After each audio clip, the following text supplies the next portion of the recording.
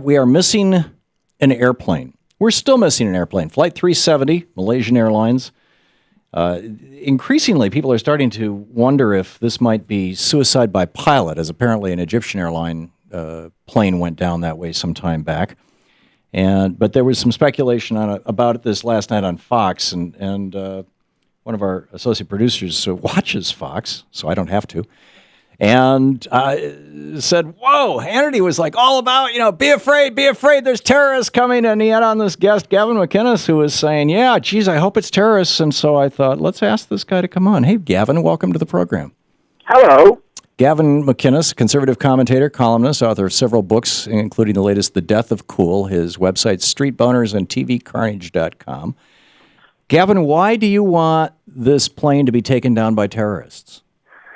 Well, let me just first say I'm not particularly proud of this emotion, but it's there. It's sort of like I used to know this black guy in Toronto, where I'm from, and his dad would watch the news and he'd see some horrible crime going on, and he would say, "Please don't be a black guy. Please don't be a black guy. Please don't be a black guy." And I'm having that similar kind of instinct with this, just going, "Please be terrorists. Please be terrorists. Please be terrorists." Why?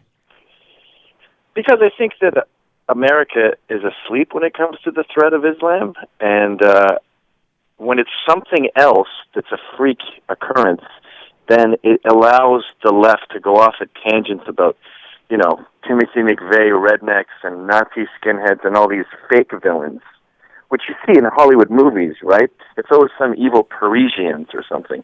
Right. More than 90% of all the terrorist attacks in the United States, according to the FBI, have been done over the last 5 years, this is from 1980 until today, have been done by, Islamic extremists, 6%, Jewish extremists, 7%, extreme left-wing groups, 24%, communists, 5%, Latinos, 42%, and others, which presumably includes right-wing extremist groups, 16%. Well, what are we defining as a terrorist attack here? Well, this is from the FBI's FBI report. Let's see. Is the Batman shooting a terrorist attack? A terrorist attack to me is something that's... Here we go. Of the more than 300 deaths from political violence and mass shootings, they're saying that it's when people die as a result of somebody with a political agenda, basically, or an agenda to cause people's behavior to change, as opposed to some guy just going postal in the workplace. I can read from it if you'd like, but I don't think that there's, it's fairly straightforward. So your contention is that in America, if we're scared of terrorism, Muslims should be at near the bottom of the list. That if you're scared of Islamic terrorism, either you have been, reading the wrong stats, watching the wrong network, or you're just an uninformed coward. What about globally? I don't have stats globally, but I don't live globally. I live here in the United States. I mean, I travel globally, but I was in Mexico all last week. I wasn't running around looking for Muslims. Are we not talking about Malaysia right now? Yeah. So global terrorism is something that apparently comes up once in a while here in America. Well, there's a lot of Muslims in Malaysia. I've been there. I've been to Kuala Lumpur, but they're not. They don't have so much of a terrorism problem. I mean, most of the world doesn't really have much of a terrorism problem. And in fact, I would argue that, I think that if you were to talk to an Afghan or an Iraqi citizen, that they would say that the biggest terror problem that they've got is George W. Bush dropping bombs on them. George W. Bush dropping bombs on them? Yeah. That's their biggest problem right now. Well, the aftermath of that, of course. I mean, Afghanistan, before George Bush decided that he was going to bomb it, Afghanistan had a GDP of $2 billion a year. It was the second poorest country on earth. $2 billion a year. Bush, wisely, when he became president in March of 2001, a month and a half, 2 months after he was sworn in, gave $60 million to the Taliban to nuke the poppy crop because there was so much cheap heroin going into Europe. George W. Bush, that's the problem in Afghanistan right now, is George W. Bush? And they did it. The Taliban took his money and they killed the poppy crop, and, life was good. And then 9/11 happened, and the Taliban said, you can read this in the Washington Post, they said, if you want, we'll arrest Osama bin Laden for you. We've got him. we'll arrest him, and we'll hand him over to a third country for trial. All you have to do is present the evidence. And Bush said, no, we don't want him. We'd rather bomb your country. We're spending $1 trillion in a country that had a GDP of $2 billion. George W. Bush's fault. Isn't Obama the president right now? Yeah, and he's winding down those wars. But this is... What? He didn't add more troops to it. He started a whole new war. He's winding down those wars. Well, we're not in Iraq anymore, are we? Of born-again Christians. We're not in Iraq anymore, are we? We still have troops in Iraq. Well, we have a few hundred, but the point is that the people of Iraq and Afghanistan are living through hell as a consequence of American terrorism. I'm not I don't like the idea of foreign intervention, but you can't deny that no one kills more Muslims than Muslims. And in this, I can deny that right now. I'll tell you that we have killed hundreds of thousands of Iraqis and Afghans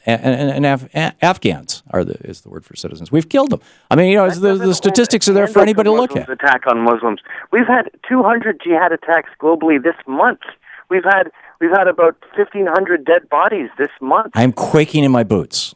Do you sleep under your bed? Yes. I mean, seriously, what do you walk down the street, Gavin, looking over your shoulder constantly? Come on, grow a pair. You're correct that statistically the odds of me being killed by a terrorist are infinitesimally small. The odds of you being killed by a terrorist, as of today, are 17,000. You're 17,600 times more likely to die of heart disease. Maybe you should sleep with a stethoscope. You're 12,500 times more likely to die from cancer. You should be inspecting your skin every minute. You're 11,000 times more likely to die in an airplane accident than from a terrorist plot. You're 10,048 or 1,048 times more likely to die in a car accident. No one is saying that terrorists are going to get us. No one is walking down the street living in fear of terrorism. More people were killed last year in the United States by televisions falling on their head than by terrorists. We're criticizing extremist Islam. That doesn't mean that you are living in fear that it's going to happen to you tomorrow. On September you're hoping it will. In New York City, the odds of you dying were infinitesimal. You're hoping it will, and I get it on Fox. They're sucking up to the big corporations. You've got all these defense contractors that make. It's like half our defense budget is going to defense contractors that are keeping us safe from terrorism with new and better weapons and new and better spying on us. And I get, why right-wingers shill for them, particularly right-wingers in Congress, and some Democrats too. But I don't understand why you would. In this intro that you don't watch Fox and you're telling me what it's all about, there's plenty of what you would call isolationists at Fox. Plenty of the paleocons. Then why are you shilling for these big defense contractors by ginning up fear of a largely non-existent threat? If we're looking at global issues and attacks, which news tends to do, but we're not. Islam has some serious culpability. If you want to talk about an average guy's day to day, well, why wouldn't you hope that the plane was taken down by an equipment failure or by a crazy pilot? We're talking about Malaysia right now, and you're saying, why are people talking about this stuff? No, I'm saying, why are you saying that you hope it's Islamic terrorists? Because it has to be someone, and I want it to be indicative of a general global pattern, which is jihad going bananas. Okay, I'll leave you with the last word. Gavin McInnes, conservative commentator, columnist, author of several books, including The Death of Cool. Gavin, thanks for dropping by today. Thank you. We'll be back.